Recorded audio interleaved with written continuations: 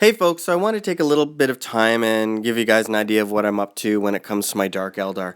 I think I mentioned a little bit before how I wanted to put a little bit more of a focus into my Dark Eldar for the next little while at least. For the most part, going to tournaments, I really like the idea of back in the day. I was one of the few, if not the only Eldar player at the tournament, so that was always kind of cool having a unique army. And as of late, I've been noticing there's a lot more, Eldar players because it is a strong codex. So I'm taking that time now and going over to my Dark Eldar and giving them a little bit more love because they deserve it, right? And I want to have that unique army on the table again. So that's at least my focus for the next little bit. So when it comes to the list itself, I'm going to be going over it in detail on another video. But right now, I've dropped a lot of my close combat stuff because I just have found that it's just too situational, or I just can't seem to get them into the game soon enough for them to basically make up the points I've invested in them. Basically getting them to do something. So I've gone with a ton of raiders, with a ton of warriors in various different ones, some a little bit more warrior heavy than the others, and made sure that there's a Ravager in here. I've got my 2 jets on there. I've got a ton of Reavers, just 2 Venoms, and it's really a very shooty focused army.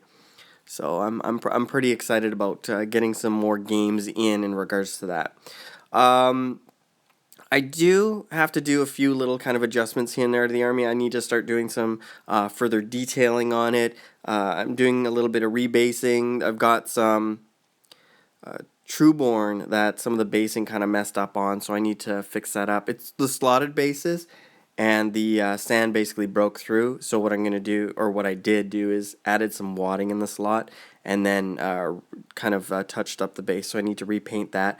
I'm also working on all the bases for the Raiders, the Reavers, and the Venoms.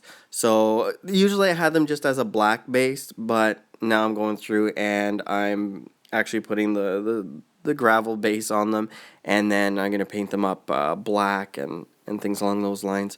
So for the most part, I'm just going to be putting a lot of attention into the Dark Eldar for the next little while. So yeah, I've got like 10 Reaver bases. So the Reaver bases, they're of course the regular small base with, those are finishing nails or whatever the nails are that you use for baseboards. I put those on there, and each bike has basically a little magnet in them. These ones are the Venoms, and it's very similar to what I did with the Star Weavers. I just cut the ball out. I really like the ball joint. It was nice being able to angle the vehicle, but they just wear out really quickly. So I put the magnets on the vehicle and the base. The dimes on all the larger bases, those ones are all Canadian, so they're Ferris. So I just put that, and then a magnet on the base of the Raider. So that seems to work out okay at least. So we've got lots of Raiders, lots of Venoms, lots of Reavers. So overall, I'm really excited about getting the army on the table and getting this list tested out. It's a lot less elite. I used to put on tons of Night Shield and Splinter Axe and just all kinds of different upgrades. For the most part, from a recent game, I think numbers is pretty much the best way to go with my list for now. I try to stick a little bit fluffy with mine.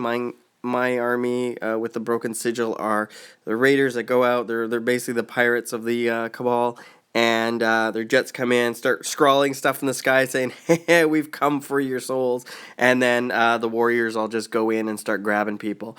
So that's at least the idea behind the fluff behind my army, anyways. So I don't really do the whole homunculus, grotesques, and Kronos and Talos things. Never really like those things very much. But anyways, that's just me. Hopefully you guys have a little bit of an idea of what's going on, and it's provided you guys with a little bit of an update.